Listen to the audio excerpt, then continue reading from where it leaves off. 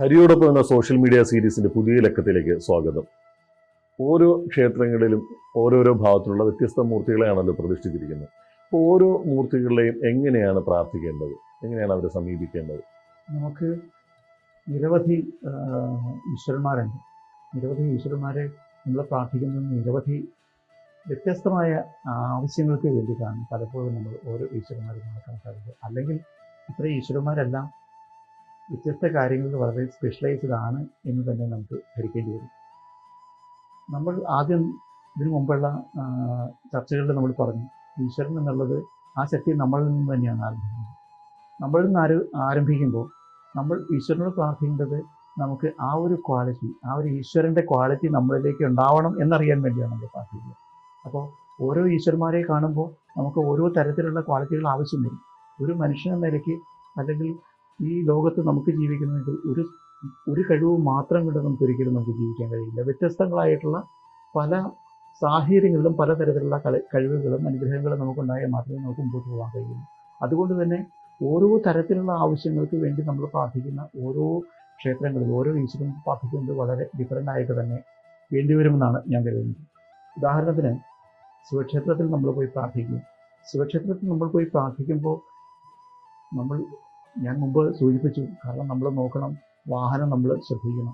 വാഹനം എന്നത് ഈ പറഞ്ഞ പോലെ നന്ദികേശ്വരനാണ്, ഒരു കാളക്കുട്ടിയാണ്.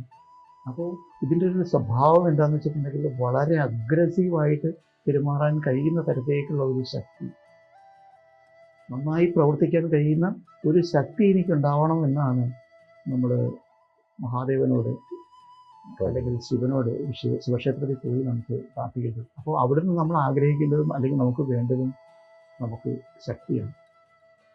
ഇതുപോലെ നമ്മൾ ഗുരുവായൂർ അമ്പലത്തിൽ പോയി ശ്രീകൃഷ്ണ ഭഗവാനോട്, ഉണ്ണികൃഷ്ണനോട് നമ്മൾ പ്രാർത്ഥിക്കുന്നത് എന്താണ്? ആ ഉണ്ണികൃഷ്ണൻ്റെ കഥകളും ആ ഒരു ഭാവങ്ങളും നമ്മുടെ മനസ്സിൽ ആദ്യം നമുക്കുണ്ടാവണം. ആ ഉണ്ണികൃഷ്ണൻ്റെ കഥകളിൽ അദ്ദേഹത്തിൻ്റെ ഉണ്ണികൃഷ്ണൻ എന്നുള്ള എന്താ പറയുക, ഭഗവാന് പ്രത്യേകമായിട്ടൊരു വാഹനം പറഞ്ഞിട്ടുള്ളൂ. അതൊരു ഒരു കുട്ടിയായിട്ടാണ് നമ്മൾ സങ്കല്പിക്കുന്നത്. മഹാവിഷ്ണുവിൻ്റെ അവതാരമായിട്ട് മാത്രമാണ്. മഹാവിഷ്ണു എന്നത് തന്നെ ഒരു വലിയ സങ്കല്പമാണ്. അതിൻ്റെ ഒരു ചെറിയ സങ്കല്പമായിട്ടാണ് നമ്മൾ ശ്രീകൃഷ്ണ ഭഗവാനെ നമ്മൾ കാണിക്കുന്നത്. ശ്രീകൃഷ്ണ ഭഗവാന്റെ പ്രാർത്ഥിക്കുമ്പോൾ നമുക്ക് ആ കഥകൾ വെച്ച് നോക്കിയാൽ എല്ലാവരോടും ഇങ്ങനെ കുട്ടിക്കളിയായിട്ട് അല്ലെങ്കിൽ സമൂഹത്തിലെ ഇടപെട്ട് എല്ലാവരെയും രസത്തോടെ ജീവിക്കാൻ കഴിയുന്ന, വളരെ സന്തോഷത്തോടെ ജീവിക്കാൻ കഴിയുന്ന, ഒരു കുട്ടിത്വത്തോടെ ജീവിക്കാൻ കഴിയുന്ന ഒരാളായി എനിക്ക് മാറണം എന്ന് ഞാൻ ആ ഭഗവാനോട് പ്രാർത്ഥിക്കുമ്പോൾ അല്ലെങ്കിൽ അത് ഞാൻ ആസ്വദിക്കുമ്പോൾ തീർച്ചയായും എൻ്റെ സ്വഭാവത്തിൽ ആ വ്യത്യാസം വരികയാണ്. ആ അനുഗ്രഹം എന്നിലേക്ക് വരികയാണ്. നമ്മൾ ഇനി ഹനുമാൻ സ്വാമിയിലേക്ക് പ്രാർത്ഥിക്കുകയാണ്.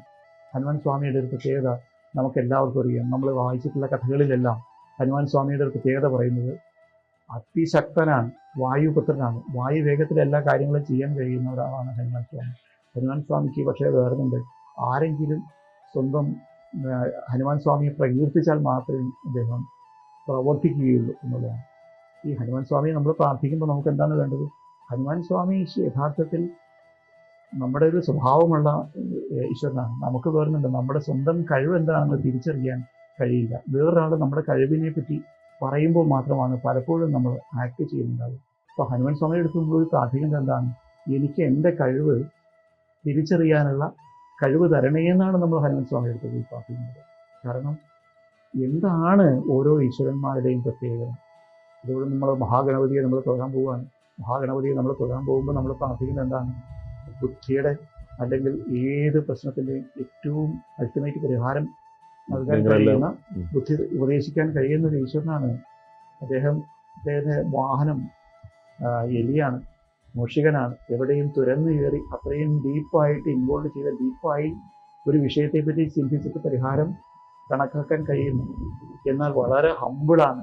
കാരണം നമ്മൾ ഗണപതി ഭഗവാനെ പോയി കാണുമ്പോൾ നമ്മൾ ആദ്യം നമ്മൾ ഏത്തിടുക ചെയ്യുക. എന്താ വെച്ചാൽ വേറുണ്ട്, എനിക്ക് ഇത്ര വിജ്ഞാനം തരണേ, എനിക്ക് ഇതിനൊക്കെ പരിഹാരം ഉണ്ടാക്കാൻ കഴിയുന്നു, അതോടൊപ്പം തന്നെ ഇതൊന്നും എന്നെ കൂടുതൽ അഹങ്കാരിയാക്കരുത് എന്ന് നമ്മൾ ഗണപതി ഭഗവാനോട് പോയി പ്രാർത്ഥിക്കുകയാണ്.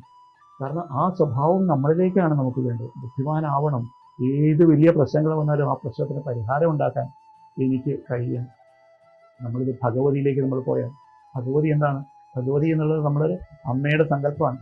പക്ഷേ ഒരു ഫീമെയിൽ അല്ലെങ്കിൽ ഒരു സ്ത്രീ സങ്കല്പത്തിൽ ഇപ്പോൾ ദുർഗാ ഭഗവതിക്ക് നമ്മൾ വാഹനം എന്നുള്ളത് പുലിയാണ്. കാരണം നമുക്കറിയാം സ്ത്രീകൾക്ക് വേറുന്നുണ്ട്, സ്ത്രീകൾക്കുള്ള ചില പ്രത്യേകതരം ക്വാളിറ്റികളുണ്ട്. അമ്മയുടെ സ്വഭാവത്തോടു കൂടി നിൽക്കുമ്പോൾ പോലും ആക്രമിക്കാൻ വരുന്നവരെ, ഈ പറഞ്ഞ പോലെ ഉപദ്രവിക്കാൻ വരുന്നവരെ ഭയപ്പെടുത്താൻ കഴിയുന്ന, അല്ലെങ്കിൽ അവരെ ഭിരിപ്പിച്ച് ഓടിച്ച് മക്കളെ രക്ഷിക്കാൻ കഴിയുന്ന ഒരു ശക്തിയുണ്ട്. സ്വന്തം മക്കളെ ഏത് തരത്തിലാണെങ്കിലും പ്രൊട്ടക്ട് ചെയ്യുന്ന ഒരു ശക്തിയാണ് അമ്മ. അപ്പോൾ ആ അമ്മയുടെ അടുത്ത് നമ്മൾ പോയി കാണുമ്പോൾ, പ്രാർത്ഥിക്കുമ്പോൾ, ആ ഒരു ക്വാളിറ്റി, ആ അമ്മയുടെ ആ ഒരു വാത്സല്യം എനിക്ക് ഉണ്ടാവണം, അല്ലെങ്കിൽ ആ ഒരു പ്രൊട്ടക്ഷൻ എനിക്ക് ഉണ്ടാവണം എന്ന് നമ്മൾ അവർക്ക് പ്രാർത്ഥിക്കും. അപ്പോൾ ഓരോ ഈശ്വരന്മാരെ പോയി കാണുമ്പോഴും നമുക്ക് ആ വ്യത്യസ്തങ്ങളായിട്ടുള്ള ചിന്തകളിൽ നമ്മളവിടെ പോകുമ്പോഴേ നമുക്കൊരു യഥാർത്ഥത്തിൽ അത് നമുക്കൊരു അനുഭൂതിയാവുകയുള്ളൂ. നമ്മൾ ശബരിമലയിലേക്ക് നമ്മൾ 41 ദിവസം വ്രതമെടുത്ത് ശബരിമലയിൽ പോയി നമ്മളവിടെ പ്രാർത്ഥിക്കുമ്പോൾ, നമ്മൾ ഈ പറഞ്ഞ ശബരിമലയിലേക്ക് പോകുന്നത് വനത്തിൻ്റെ ഉള്ളിലുള്ള ഒരു ക്ഷേത്രത്തിൽ, വനത്തിൻ്റെ ഉള്ളിൽ ഏകാന്തനായി ധ്യാനിച്ചിരിക്കുന്ന ഒരു ഈശ്വരനെ കാണാനാണ് നമ്മൾ പോകുന്നത്. ആ ഒരു മാനസികാവസ്ഥ ആലോചിച്ച് നോക്കി, വളരെ വളരെ നല്ല ഒരു എന്താ പറയുക, ഒരു തരത്തിലും ഡിസ്റ്റർബൻസ് ഇല്ലാത്തൊരു വനത്തിൽ സ്വസ്ഥമായിട്ടിരിക്കുന്ന ആ സമയത്ത് കിട്ടുന്ന നമുക്കുള്ള ഒരു മനോന്നുള്ളത്, അതിലേക്ക് എത്താൻ നമുക്ക് പെട്ടെന്ന് ആ ഒരു അവസ്ഥയിലേക്ക് എത്താൻ നമുക്ക് പറ്റാത്തത് കൊണ്ടാണ് 41 ദിവസം നമ്മൾ വ്രതമെടുത്ത് ആ മാനസികാവസ്ഥയിൽ അത്രയും കൊടും വനത്തിലേക്ക് പോകാനുള്ള പ്രിപ്പറേഷൻ വരെ നടത്തി ആ ഒരു മാനസികാവസ്ഥയിൽ എത്തി നമ്മളവിടെ ചെന്ന് നമ്മൾ പ്രാർത്ഥിക്കുമ്പോൾ എനിക്ക് ഇതേപടി മനസ്സമാധാനം ഉണ്ടാവുന്നു, എനിക്കെപ്പോഴും മനസ്സമാധാനം, മനസ്സുഖത്തോടുകൂടി എനിക്ക് ജീവിക്കാൻ കഴിയണേ എന്ന് അവിടെ പോയി പ്രാർത്ഥിക്കുമ്പോഴാണ് യഥാർത്ഥത്തിൽ നമുക്ക് അനുഭൂതി നമുക്ക് ലഭിക്കുക.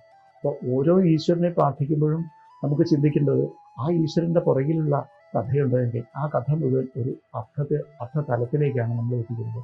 ആ ഒരു സുഖം മുഴുവൻ നമുക്ക് നമ്മളിലേക്ക് എത്തിക്കാൻ കഴിയുമ്പോൾ നമ്മൾ ശരിക്കും പറഞ്ഞിട്ടുണ്ടെങ്കിൽ ആ ഈശ്വരൻ്റെ ഗുണമുള്ള ഒരു മനുഷ്യനായി നമ്മൾ മാറും.